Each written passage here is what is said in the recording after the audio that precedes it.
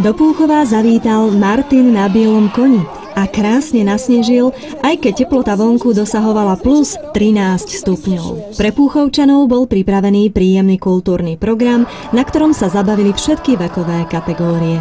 Je to naša už tradičná akcia pre Púchovčanov, ktorou vždy ich chceme vytiahnuť do ulic a spoločne vítať zimu, i keď tento rok mám pocit, že by sme mali skôr vítať jar. Program je vždy postavený tak, že otvárajú ho zvyčajne nejaké naše deťurence, alebo teda dospievajúce deti. Tento raz to boli speváčky zo základnej umeleckej školy, Dominika Mičudová a Karin Riliáková.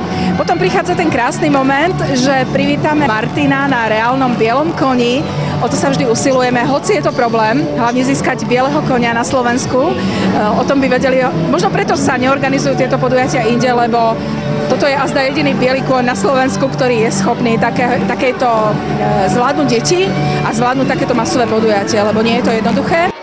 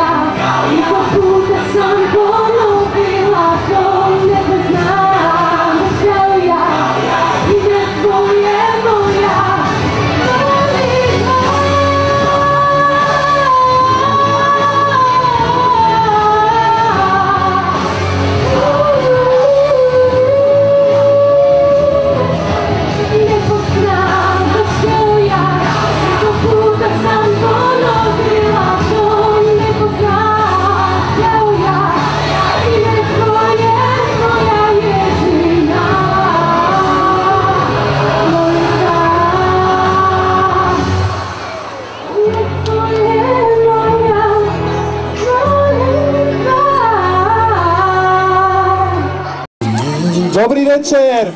Len tento je funkčný, tento už je zasnežený, vieš. Dnes si to zvládol úplne excelentne, ale Martin, nejaké zlé vetry si priviezol, pretože ono to má snežiť tam a pozri, čo to robí. Ako si to vysvetľuješ? Musíme dúfať, že sa otočí vietor. Presne tak.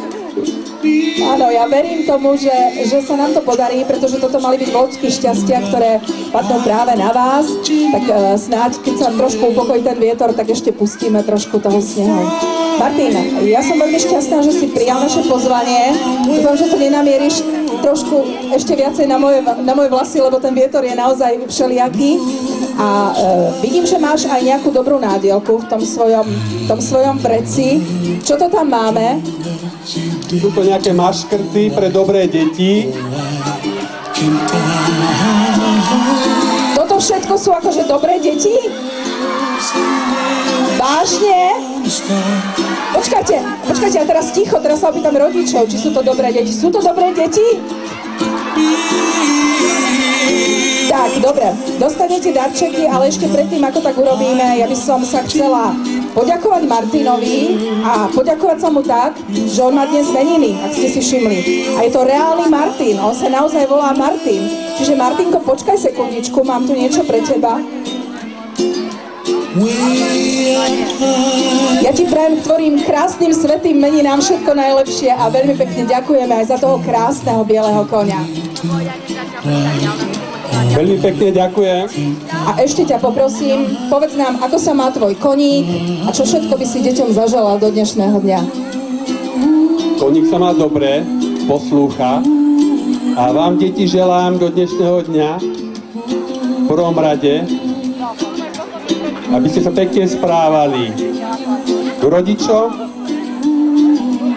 učiteľkám a učiteľom, škole, škôlke a všade, kde budete, aby ste rozdávali radosť, dobrú náladu a samé dobré skutky.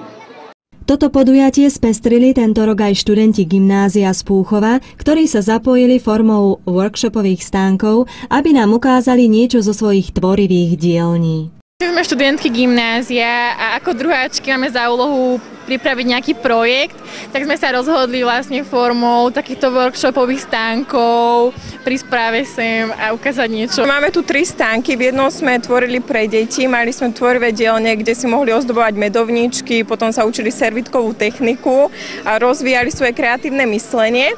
Ďalej tu máme tento stánok, to z Amante, vlastne, kde máme ochutnávku nápojov, čajov a rôznych koktejlov.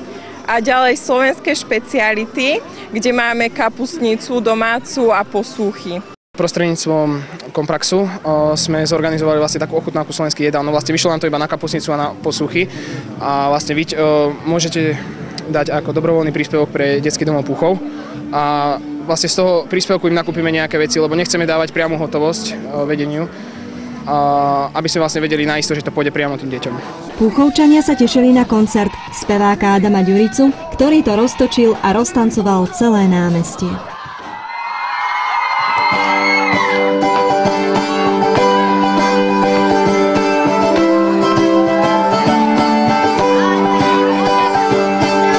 Hej ty, čo si makať zmohla, láskou na prvý pohľad, iba ty ten pohľad taký máš. Čo sa stane potom, niekde som už počul o tom, že ten pohľad príde iba raz. Hej ty, kým slivci mena, chvíľu tancuj iba pre mňa, nenechávaj ma na pochybách. Len ty, ja a mandolína, možno ešte kvapka vína, myslím, že nám nič viac nechýba. Pod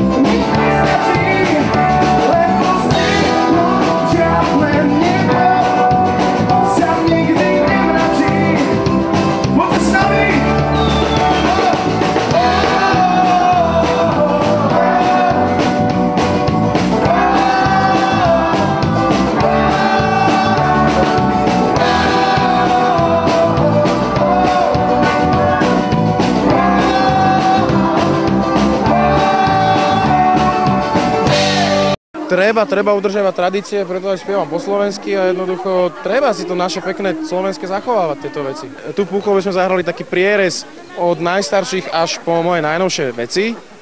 Z albumu Cukor a sol, z albumu Dávno zomrel rock'n'roll a ešte prakticky pesničky Neľutujem a Mandolina, ktoré ešte nie sú na albume. Ja chystám štúdiovú prácu, lebo robíme nové pesničky a chystám prakticky nový album, ale ten bude až chvíľku to bude trvať. Takže ďalšie nové pesničky, to bude gro, lebo už na jar by sme mali mať väčšiu časť nových vecí hotovú.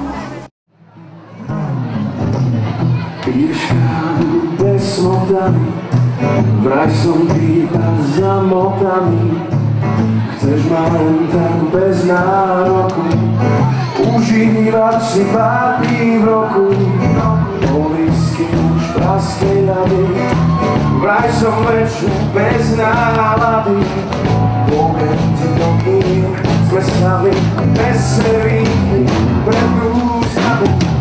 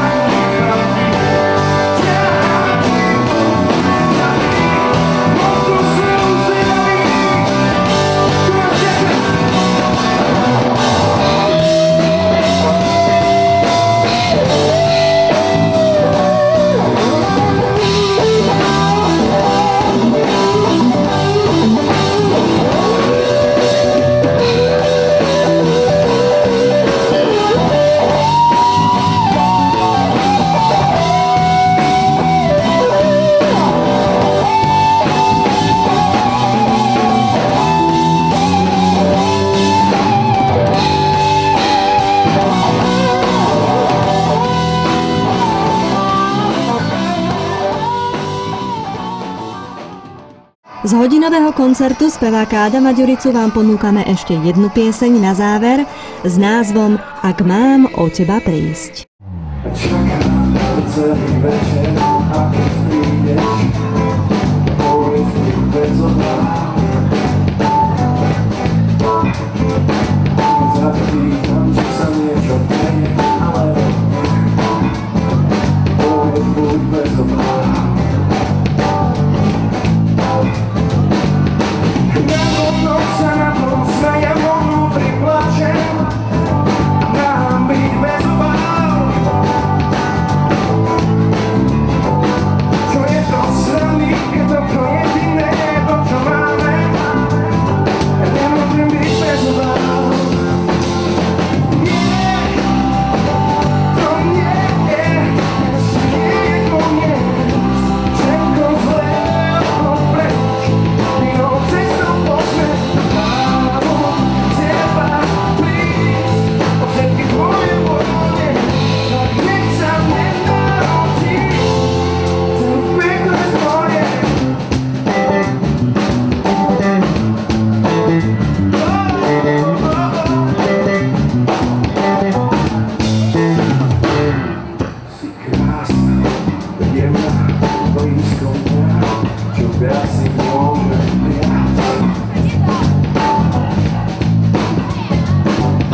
Zvláštne, koľko krásnych rokov teraz cítim.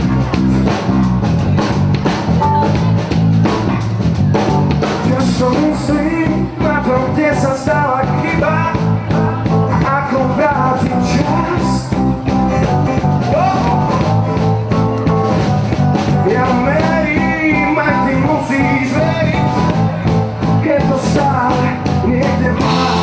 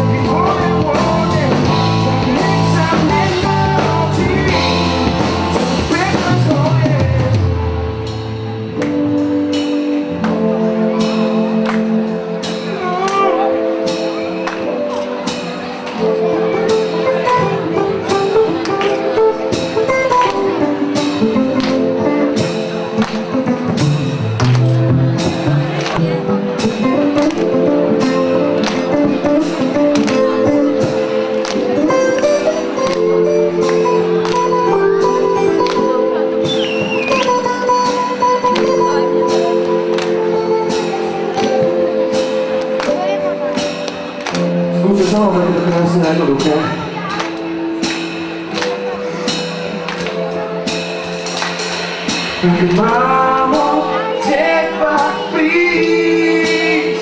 Poďte so mnou. Mám od teba prísť. Super. Mám od teba prísť. Ucho. Mám od teba prísť. Tieto dievčatá spievajú neskutočne. Mám od teba prísť. A vy? Pripojte viacerým, sa len potešíme. Mám od teba prísť. Mám od teba prísť. Mám od teba prísť.